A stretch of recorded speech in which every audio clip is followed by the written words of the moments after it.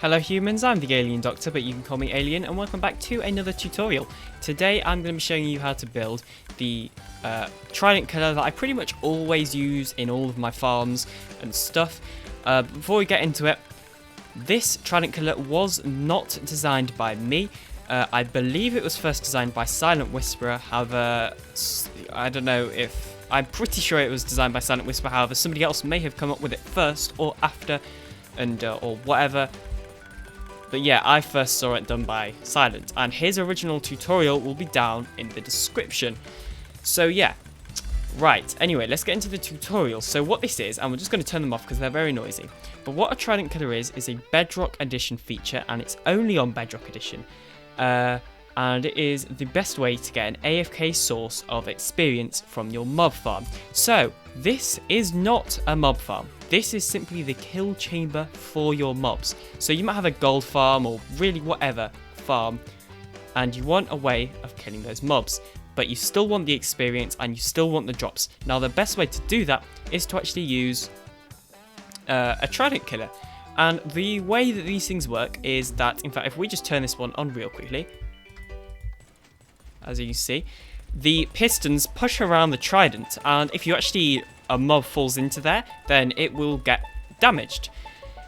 Now there is a couple of important information you need to know about this. So whichever player threw down the trident, they have to be online on that world or on that realm to actually get experience drops. So let's say I'm playing on a realm or a server, and I throw down this trident, a guardian farm. I then, I build up the Trident Killer stuff, and it's at a guardian farm.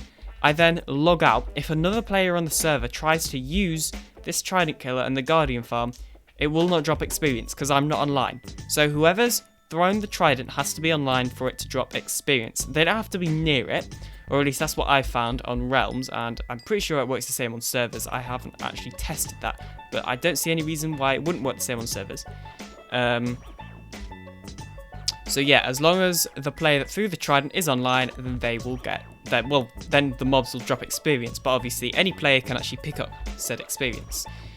And yeah, so I'm gonna be, if you wanted to, I don't know why, but if you happen to be really short on droppers, then you could switch them out for powered rails. However, I really wouldn't recommend doing that. Although powered rails is a lot quieter, so I guess you might want to do that if you really don't like the noise. I accidentally opened my inventory there. So yeah, I'll actually show you this thing working. So as you can see, if we summon mobs, that's a lot of mobs, and then we kill them, as you can see, they are all getting killed by the trident. Now, and you should also be able to see right there that the experience is actually dropping. So yeah, let's just wait for all these mobs to die. And actually, let's not wait. Let's just prove up to here. Well, walk up to here so I can prove to you that we are actually picking up experience. And I think there's so much in there right now that we can't. Oh no, there we go. I'm pretty sure it's because there's so many mobs in there. We're not picking up the experience. Your mob farms probably aren't going to have this many mobs in at the same time. And once they've all died, yeah, there we go. So as you can see, I can still pick up the experience through the glass.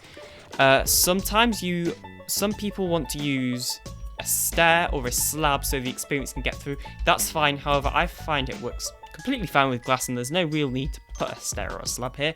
So I'm going to leave it like that. And yeah, it's a really good killing method. Now, you may be wondering, how would you actually collect those drops? Well, I'll actually be showing you that as well.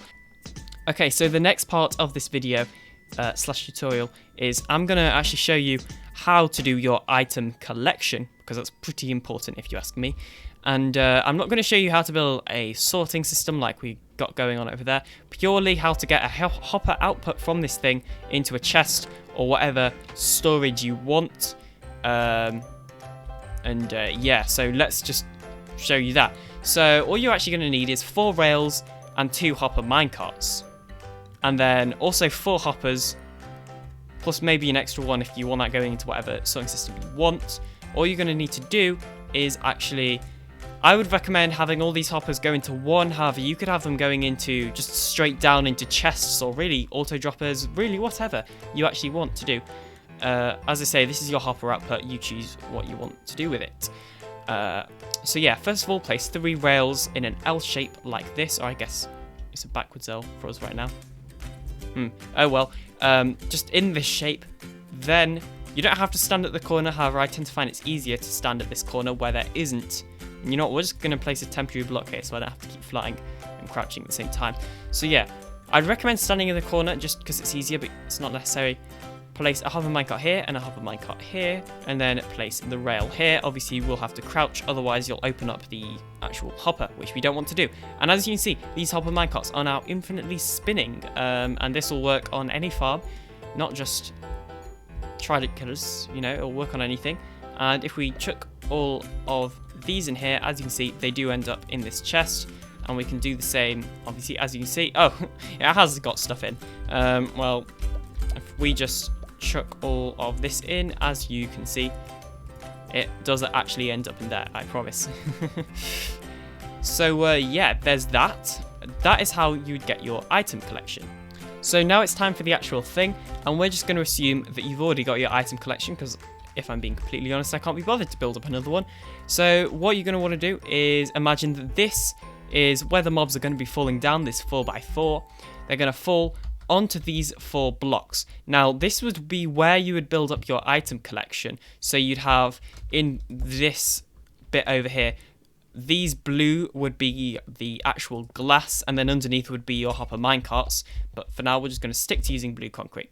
And I just realized I've not emptied my inventory for this. But the materials that you're going to need are 3 glass. You could use blocks, however, I'd recommend using glass so you can see in. 4 pistons, 4 observers, 4 droppers or powered rails, 1 lever, 4 blocks of anything, as long as they're solid blocks and not glass, and then a trident.